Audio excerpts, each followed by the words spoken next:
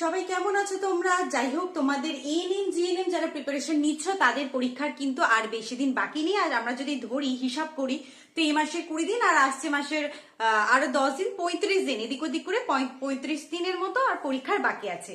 তো এই যে শেষ 35 কি 40 দিন যেরকম বাকি থাকুক না কেন, এই দিনগুলোতে আমরা নিজেদের প্রিপারেশন কিভাবে নেব, চলো সেই নিয়ে একটু ডিসকাশন করি। মানে এখন তো তোমাদের পড়া আলাদা করে বোঝার কোনো সময় নেই, বা নতুন করে যে কিছু করবে সেটারও অবশ্যই কোনো সুযোগ নেই। তো এখন আমরা কিভাবে প্রিপারেশন নেব সেটা চলো দেখি। আর যারা যারা আমার চ্যানেলে এখনো নতুন তারা চ্যানেলে তাড়াতাড়ি যুক্ত হয়ে যাও, চ্যানেলটাকে লাইক শেয়ার সাবস্ক্রাইব করে দাও। আর তোমরা আমি যে সমস্ত প্রশ্নগুলো নার্সিং যোদ্ধা সিরিজে তোমাদেরকে করিয়ে দিচ্ছি সেগুলো অবশ্যই করে যাবে, কারণ সেখানে আমি বিগত বছরের বিভিন্ন প্রশ্ন এবং অন্যান্য পরীক্ষাতে যে প্রশ্নগুলো এসেছে, শুধুমাত্র এএনএম জিএনএম নয়, সেটা নিট হোক বা অন্য কম্পিটিটিভ পরীক্ষা হোক, সেখান থেকে কোয়েশ্চেন্স আনছি। কারণ বারবার যেটা বলি, একটা পরীক্ষার প্রশ্ন ওয়েস্ট বেঙ্গলে অন্য পরীক্ষাতে দিয়ে দেওয়া হয়। তো প্রথমে চলো আজকে স্টেপগুলো আলোচনা করি যে আমাদের কি কি ভাবে আমরা এগিয়ে যাব। প্রথমে হচ্ছে থিওরি রিভিশন। যে তুমি প্রথমেই ভাবছো যে শুধুমাত্র কোয়েশ্চেন আনসার করে যাচ্ছ। কোয়েশ্চেন আনসার প্র্যাকটিস করা ইজ গুড, বাট সেটা মানে একদম প্রথমের দিকেই তোমরা করে নিচ্ছ বা শুধু কোয়েশ্চেন আনসারই করে যাচ্ছ, থিওরিটাকে একবারে চোখ বোলাচ্ছ না, সেটা করলে কিন্তু হবে না। কারণ এমন অনেক প্রশ্ন আছে যেগুলো পুরোপুরি 9-10 বইকে কভার করা হয়নি, বা 9-10 পুরো সহায়িকা বইকে কভার করা হয়নি, বা 11-12 কিছু কিছু জিনিস যেমন পৃষ্ঠটান, সান্দ্রতা, যেগুলো আমাদের 9-10 অতটা বেশি ডিটেলসে নেই কিন্তু আমাদের পড়তে হবে। বা বল গতি, বা যদি আমরা গ্যাসের দিকটা দেখতে চাই, এই প্রত্যেকটা গ্রাফ যে কিরকম হচ্ছে সেগুলো কিন্তু আমাদের পড়তে হবে। তো সেগুলো আমরা পড়তে পারবো বা জানবো তখনই যখন আমরা থিওরিটাকে পড়বো। তাই জন্য 9-10 বইটা তো ভালো করে পড়বেই, রিভিশন দেবেই এবং সহায়িকা বইগুলো পড়বে। আর এক্সট্রা যদি ইনফরমেশনের দেওয়ার থাকে, আমার যদি ক্লাস কেউ করে থাকো, অবশ্যই আমি তোমাদেরকে এক্সট্রা ইনফরমেশন দিয়ে রাখি, এবং সেগুলো আমি এনসিআরটি বা যে বইগুলো থেকে 11-12 সায়েন্সের বইগুলো আছে সেগুলো থেকে কিন্তু দিয়ে রাখি। তো প্রথম কাজ হচ্ছে কি না, থিওরিটাকে রিভাইজ করব, বারবার করব। আর কি না, তার সাথে আমাদেরকে চ্যাপ্টার ওয়াইজ কোয়েশ্চেন আনসার করতে হবে। যে চ্যাপ্টারটা যেই দিন পড়বে তোমরা, ঠিক আছে, সেই দিনকে কিন্তু সেই চ্যাপ্টার ওয়াইজ কোয়েশ্চেন আনসার করাবে। তোমাদের ভৌত বিজ্ঞানের চ্যাপ্টার ওয়াইজ কোয়েশ্চেন আনসার তো আমি করিয়ে দিচ্ছি, তার সাথে কোর কনসেপ্ট একেবারে বুঝিয়ে দিচ্ছি। যদি তোমাদের কারো কনসেপ্টে সমস্যা থাকে তোমরা তো সেগুলো দেখছোই, কিন্তু অন্যান্য সাবজেক্টগুলোর ক্ষেত্রে কিন্তু চ্যাপ্টার ওয়াইজ প্রশ্ন করা। শুধুমাত্র একটা মক পেপার নিলাম, একসাথে প্রশ্ন আছে আমার 115 নম্বরে, সেগুলো করে গেলাম, সেটা করলে হবে না। চ্যাপ্টার ওয়াইজ যত প্রশ্ন করবে সেই চ্যাপ্টার সম্পর্কে নলেজ কিন্তু তত বাড়বে। তারপরে কি মক, এই মক দেওয়াটা ইম্পর্টেন্ট, কিন্তু সেটা কি রোজ করবে? হ্যাঁ, যদি তোমার রোজ সিলেবাস কমপ্লিট হয়ে থাকে রোজ করতে পারো, বা টুয়াইস আ উইক করতে পারো, টুয়াইস আ উইক করতে পারো, ঠিক আছে, বা থ্রাইস আ উইক করতে পারো। দিনে 2 থেকে 3টে দিতে পারো, এই সরি সপ্তাহে 2 থেকে 3টে দিতে পারো। কিন্তু এর নাম্বার দেখে যদি তোমার কম আসে সেটা কিন্তু আবার ভাবলে হবে না যে আমার প্রিপারেশন হয়তো বা ঠিকঠাক হচ্ছে না। মকের নাম্বার দেখে কিছু হয় না, আমরা তো মকও দিতাম না কিন্তু তাও আমরা পেরেছি, তোমরাও পারবে।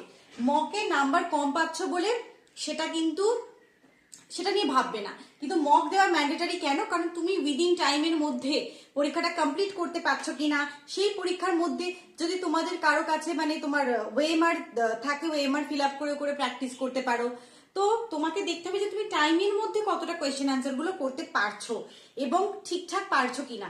যে মকে তোমাদের পরীক্ষাতে যে সময় থাকে তার থেকে কম সময় নেবে, সেই বরাদ্দ টাইমের মধ্যে মকটা দেওয়ার চেষ্টা করো। ফোন টোন মোবাইল টোবাইল অফ করে বলবে, কাউকে ডিস্টার্ব করবে না।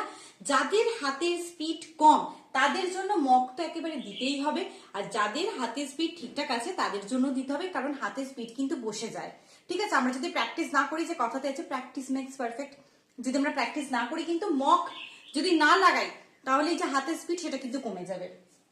অ্যানালিসিস, এটা হচ্ছে তোমাকে মকের পরেই করতে হবে। আমি এটা যে দিয়েছি না, এটা স্টেপ বাই স্টেপ তোমাকে করতে হবে। তুমি প্রথমে একটা ধরো চ্যাপ্টার নিলে, ধরে নিচ্ছে তুমি বল ও গতি চ্যাপ্টার নিলে, সেই বল ও গতি চ্যাপ্টারটা প্রথমে তুমি কি করবে, থিওরি পড়বে, তারপর চ্যাপ্টার ওয়াইজ কোয়েশ্চেন আনসার করবে, ঠিক আছে। তোমার যদি পুরো এমনি সিলেবাস কমপ্লিট হয়ে থাকে তাহলে মক করবে, মক করে তাকে অ্যানালিসিস করবে যে কোন চ্যাপ্টার থেকে তুমি, অ্যানালিসিস মানে কি সেলফ অ্যানালিসিস, কোন চ্যাপ্টার থেকে প্রশ্ন পারছো না, সেটা কি পৃষ্ঠটান সান্দ্রতা নাকি রেডিও অ্যাক্টিভিটি একটা পারলে না, যে তোমার একক কি, ঠিক আছে। তাহলে তুমি যদি একক না পারো পুরো রেডিও অ্যাক্টিভিটিটাকে দেখতে পারো, বা শুধু এককের পার্টটুকু, কুড়ি বেকারের, এগুলো যদি মনে রাখতে অসুবিধা হয় আমি তোমাদেরকে শর্ট ট্রিক্স করাই, তাই তো, যাতে তোমরা সহজে, যেমন দেখবে অ্যাটমসফিয়ারের লেয়ার সহজে তোমরা মনে রাখতে পারো না, তো সেই শর্ট ট্রিক গুলোকে দেখবে। ভীষণ শর্ট ট্রিক গুলো কাজে আসে।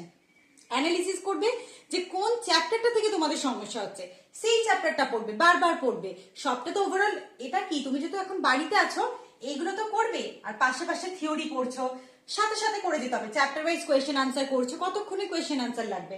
তারপর কি নিজে সেলফ অ্যানালিসিস করলে যে চ্যাপ্টারগুলোতে সমস্যা, যদি দেখো জিকেতে সমস্যা জিকেতে পড়বে, ঠিক আছে। যদি মনে হয় ইংলিশের সমস্যা, ইংলিশের সিনো অ্যান্ডটা পাচ্ছ না, সিনো অ্যান্ডটা একটু দেখে নিলে, সেই জিনিসগুলোকে করবে ঠিকঠাক। তারপর কি সবকিছু পড়ছো ঠিক আছে, কিন্তু শেষে এটাকে রাখতে হবে কাম অ্যান্ড স্টেডি ফোকাস। চাকরি হচ্ছে না, তাই তো?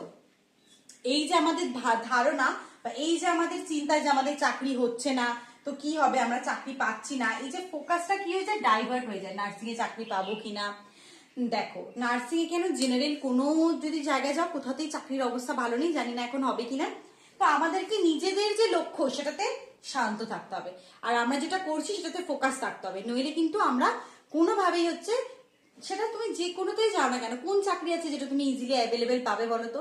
তাই জন্য তোমাকে তোমার যদি লক্ষ্য থাকে একটা, সেটাতে তুমি ফোকাস করো, এবং সেটাতে ফোকাস করে তার মেন্টালিটি একদম পুরো স্থির রাখো যে আমাকে এটাই করতে হবে, এটাই পেতে হবে, এবং সেইভাবে প্রিপারেশন না যাতে একবারই পেয়ে যাও।